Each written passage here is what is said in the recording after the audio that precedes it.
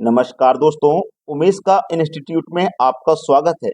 आज मैं आपके लिए रीजनिंग के प्रश्न लेकर के आया हूं और सबसे पहला प्रश्न आपकी स्क्रीन पर है। यहाँ पे मिसिंग नंबर वाली जगह पे कौन सी संख्या आएगी वो आपको बतानी है। अगर मैं आपसे कहूं कि आप 1 मिनट का समय ले लीजिए और इस प्रश्न का आंसर मुझे कमेंट में बता दीजिए, तो क्या आप 1 मिनट में बता पाओगे? कुछ बच्चे कोशिश करेंगे बताने की, करने की, कुछ बच्चे नहीं करेंगे। अब सवाल बहुत बड़ा लगेगा आपको, लेकिन मैं आपको बताऊं ये सवाल बिल्कुल भी बड़ा नहीं है, बिल्कुल भी बड़ा नहीं है। ये एक ऐसा सवाल है जिसमें आपको पेन और पेपर की भी जरूरत नहीं पड़ेगी। बिल्कुल पेन ऐसे नहीं हिलाना, केवल सवाल देखना है और आप उसका आंसर कर दोगे। ऐसा सवाल है ये। ठीक है, देखो मैं बताता हूं कैसे। आपके पास संख्या देखिए क्या क्या है। 4096, यही तो है। 4096, यही तो है। अगर आपको स्क्वायर और क्यूब याद होते हैं तो सवाल आपके लिए बहुत आसान हो जाता है। ये क्या है भाई? आपको पता होना चाहिए, ये 16 का क्यूब है। 16 की पावर 3 है ये। चलिए, ये क्या है आपके पास? 4913। ये क्या है? आपको पता होना चाहिए, ये 17 का क्यूब है। ये क्या है? 5832। आपको पता होना चाहिए, ये 18 का क्यूब है। आप सरकारी नौकरी की तैयारी कर रहे हैं और आपको स्क्वायर और क्यूब याद नहीं है, तो भाई कैसे तैयारी कर लोगे? ठीक है, आपको जरूर याद करने चाहिए। मैं आपके लिए square, cube, square root, cube root सभी का वीडियो बनाऊंगा। बस आप चैनल पर अगर नए हो तो सब्सक्राइब कर लें और रेगुलर हमारे वीडियो को वॉच करें। अब देखो ये क्या लिखा हुआ है, 685। यहाँ क्या आएगा? देखो, 16 17 18, तो इस बार क्या होगा? 19 का क्यूब होगा। 19 का क्यूब होगा कि नहीं होगा? तो 19 का जब क्यूब होगा तो देखिएगा, मैं आपको एक चीज बता देता हूँ। 19 का क्यूब का मतलब है 9 × 9 और ×9। ठीक है, 9 × 9 = 81 और 81 का गुना करोगे 9 से। 9 × 9 = 81, 81 का गुना 9 से करो, 9 × 1 = 9, 9 × 8 = 72, यही तो होगा। 9 × 8 = 72। तो इसमें इकाई अंक क्या आता है? क्यूब में 9 आता है। तो यहाँ पे कौन सी संख्या आएगी? 9 आएगी।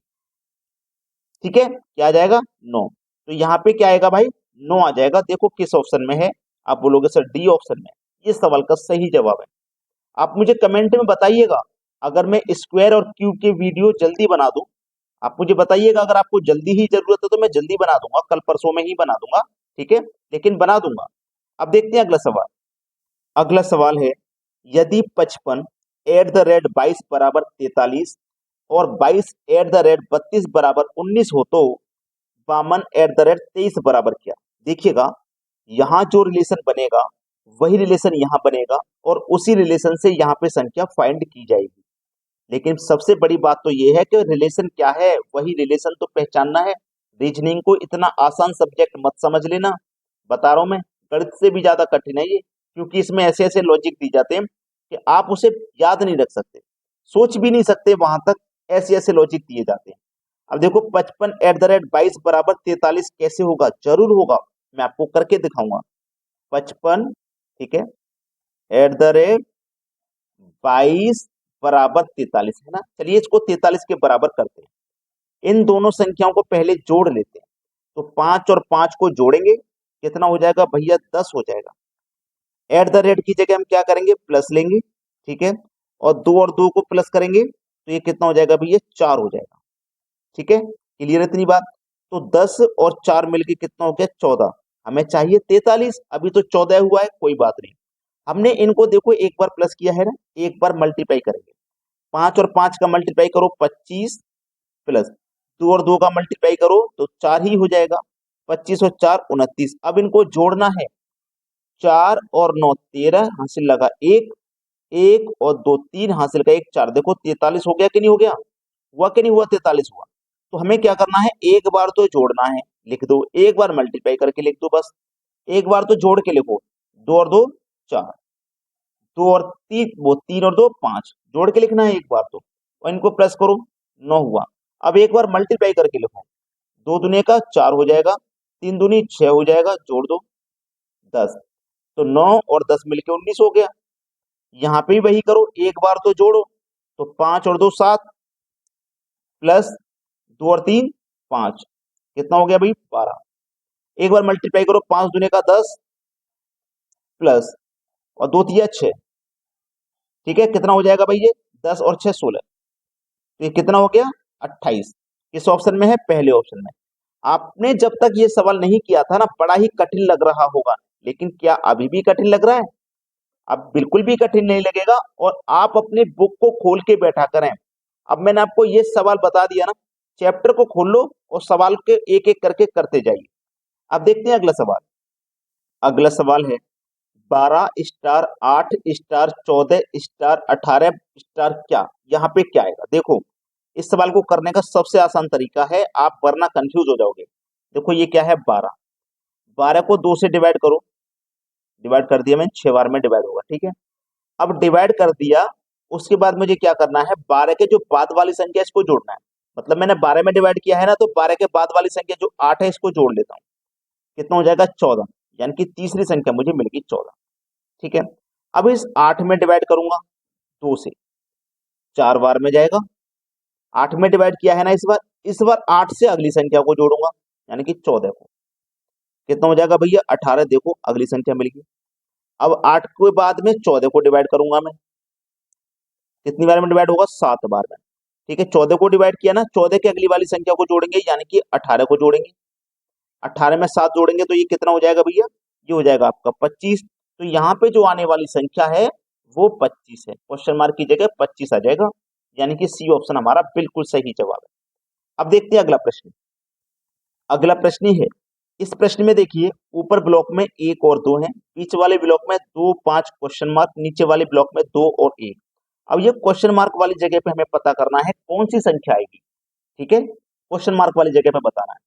देखिएगा ध्यान से देखना कि अगर मैं ऊपर वाली संख्या 12 और नीचे वाली संख्या 21, दोनों का अगर मल्टीप्लाई कर दूं तो मुझे क्या मिलेगा, 12 एकम 12 का 2, हासिल लगा 1, 12 दूनी 24 और हासिल का 1 25, ये मिलेगा 252 मिलेगा, जिसमें से मेरे पास 2 भी है 5 भी है, लेकिन ये वाली संख्या मिसिंग है, तो यहाँ पे क्या आएगा 2 आ जाएगा, सवाल खत्म। डी ऑप्शन बिल्कुल सही जवाब।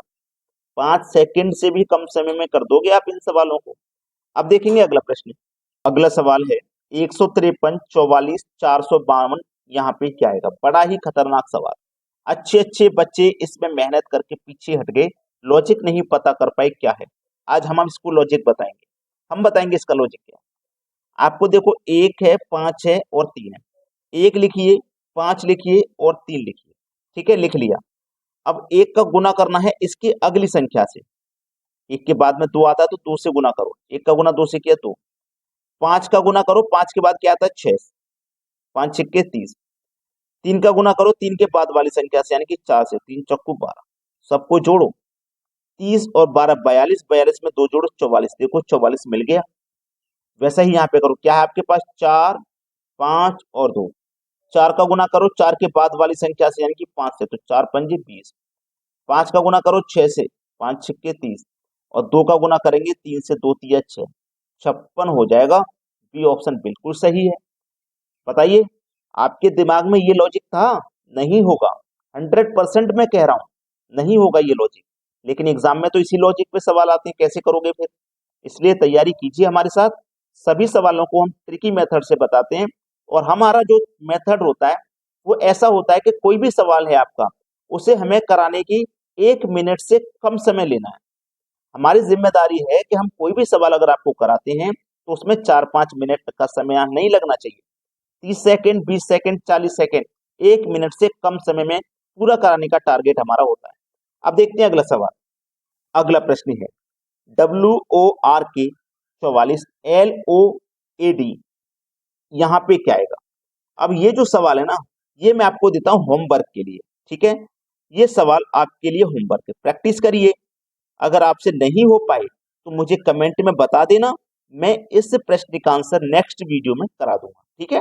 बता देना मुझे सभी बच्चे, अगर आपसे हो पाया तो ठीक, अगर हो जाए तो आप अपना अपना ऑप्शन कमेंट कर देना कि सर ये ऑप्शन है इसका आंसर। नहीं हो पा रहा तो बता देना कि सर हो नहीं पाया, आप करा दीजिए, फिर मैं करा दूंगा। ठीक है दोस्तों, धन्यवाद।